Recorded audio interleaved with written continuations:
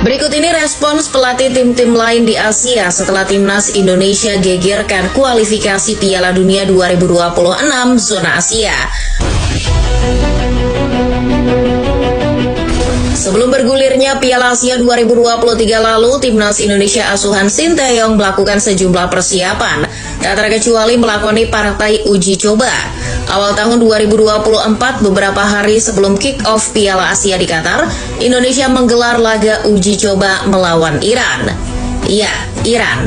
Bisa dipastikan kamu tidak salah dengar, Iran yang sebagian pemainnya bermain di liga-liga Eropa. Bayangkan selama ini lawan Indonesia paling-paling Kamboja. Ini tim yang sejak 2014 tidak pernah absen di Piala Dunia. Tak mengejutkan kalau Indonesia akhirnya dihajar 5 gol tanpa balas.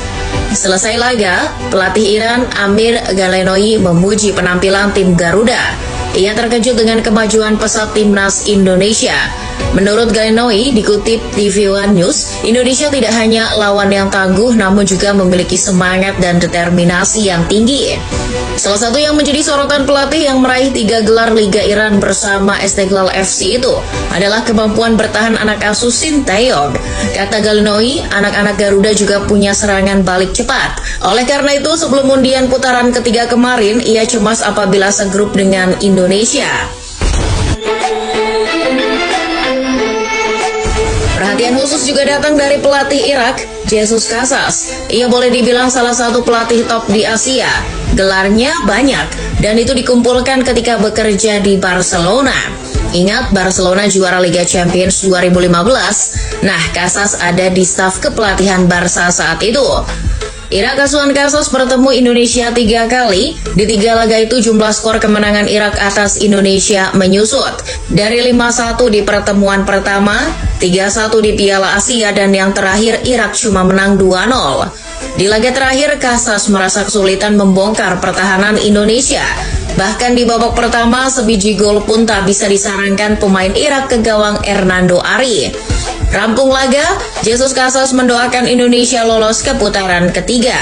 Namun Casas berharap tidak satu grup lagi dengan Indonesia.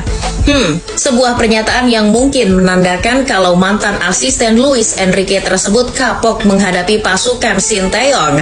Tenang Pak Casas, di putaran ketiga nanti tim ente nggak ketemu Indonesia kok, tapi Korea Selatan.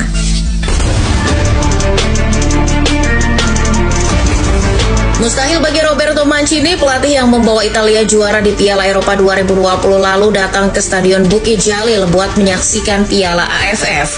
Namun, sangat mungkin bagi Mancini yang saat ini menukangi Arab Saudi hadir di Stadion Abdullah bin Khalifa di Qatar untuk menonton pertandingan Piala Asia U23. Itulah yang terjadi tatkala Indonesia menghadapi Irak di perebutan tempat ketiga Piala Asia U23. Mancini rawuh di Stadion Abdullah bin Khalifa dan sempat menonton pertandingan tersebut. Tidak hanya itu, Mancini juga bercengkerama dengan tenaga ahli Kemenpora RI, Hamdan Hamedan. Sang alenatore mengakui kalau permainan Indonesia cukup baik. Ia juga terpukau dengan aksi Marcelino Ferdinand di atas lapangan. Mancini mencatat 4 nama pemain Indonesia yang layak diwaspadai. Hamdan memamerkan catatan itu. Keempat nama pemain tersebut adalah Marcelino Ferdinand, Nathan Joaon, Ivar Yener, dan Justin Hubner. Ketika Hamdan bertanya ke ex-pelatih Inter itu soal apakah keempat pemain tadi layak main di Serie B, ia menjawab tentu saja. Catatan itu bisa jadi berguna bagi Mancini karena takdir mempertemukan Arab Saudi dengan Indonesia di grup C putaran ketiga kualifikasi Piala Dunia 2026 zona Asia. Pemain yang dicatat Mancini besar kemungkinan masuk skuad Sinteyong. Untung sudah punya catatannya. Ya, udah.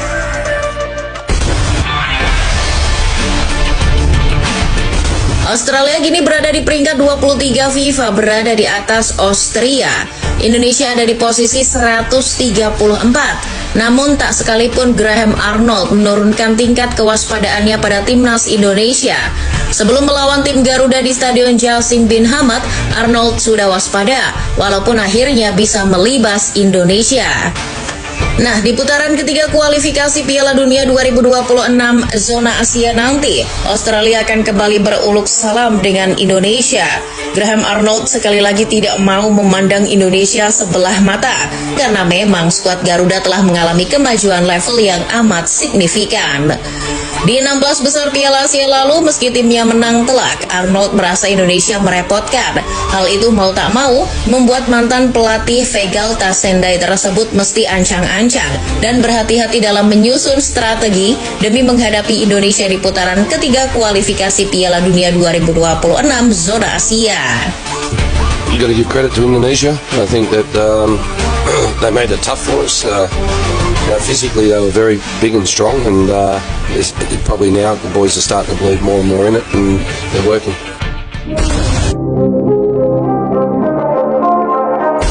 Timnas Indonesia juga mulai masuk catatan lawan sulit buat Jepang. Usai mengalahkan Indonesia di fase grup Piala Asia lalu, Hajime Moriyasu berbicara dengan Shin Tae-yong.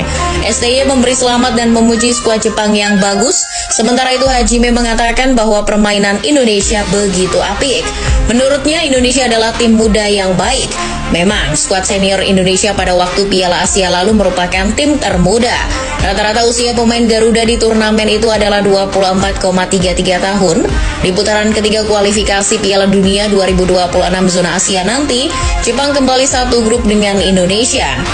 Nah, setelah undian keluar, Hajime bilang bahwa itu adalah grup yang sangat sulit. Jepang menurut Hajime akan tampil maksimal siapapun lawannya, tak terkecuali ketika menghadapi Indonesia. Dengan kata lain, pelatih 55 tahun itu memandang bahwa untuk melawan Indonesia, Jepang wajib menurunkan kekuatan penuh. 試合で何をしなければいけないか、どういう準備をしなければいけないかということをチームで共有して、インドネシア戦に、迎えたことが、良かったことだと思います。 Sampai sini kita pun tahu bahwa tim yang mewaspadai Indonesia tidak lagi tim-tim modelan Vietnam, apalagi Brunei Darussalam, tapi Australia, Jepang, hingga Iran. Bayangkan, kapan lagi kita diwaspadai tim yang sedikit banyak makan asam garam Piala Dunia seperti mereka?